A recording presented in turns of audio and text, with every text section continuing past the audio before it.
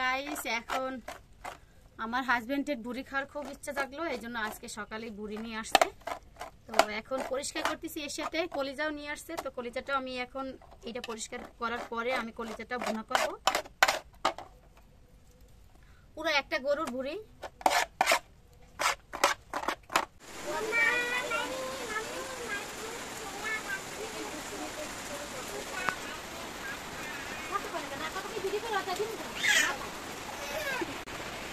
Guys দেখেন বাহিরে প্রচন্ড বৃষ্টি, আর তাছাড়া এই বৃষ্টির দিনে এই অনেক সুন্দর বৃষ্টি, কি সুন্দর প্রকৃতি, আমাদের পাকঘরের পাশে প্রকৃতি দেখেন। গাইস দেখেন এই এখন আমার ফাইনাল লুক এখনো বানাইতে পারি নাই, যে অবস্থা আমার দাঁড়া কেমন ব্যথা হয়ে গেছে। এখন ছোট ছোট কুচি কুচি করে কাটতেছি, দেখতে থাকুন কিভাবে রান্না করি।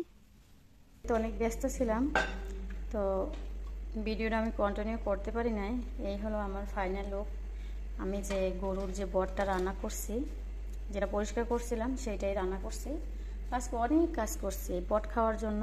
এই দেখেন এই ছাইতে কিন্তু আমরা খাইছি, আর এই চাইতে খাই নাই। যাই হোক, এই হলো ফাইনাল লুক। আর আজকে অনেক কাজ করছি, বানাইলাম, তারপরে পরোটা বানাইছি, অনেকগুলো রুটি পিঠা বানাইছি, তারপরে ভুড়ি, তারপরে পাকান পিঠা বানাইছি, আমাদের বরিশালের জনপ্রিয় যেটা। হ্যাঁ, তারপরে দুধের শিরা করছি। তো এদিকে আবার বাচ্চা কান্নাকাটি করতেছে, ঘুমাবে, অনেক রাত হয়েছে, এখন প্রায় 11টা সাড়ে 11টা বেজে গেছে। সেই সকাল থেকে অনেক কাজ করছি।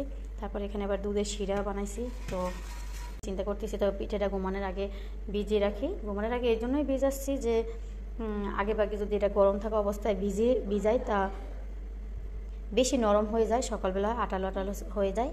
এই জন্য চিন্তা করছি ঘুমানোর আগেই এটা ভিজিয়ে রাখবো। গাইস লাইক এবং শেয়ার দিয়ে অবশ্যই পাশে থাকবেন, কমেন্ট করবেন সুন্দর সুন্দর। আসসালামু আলাইকুম, টাটা।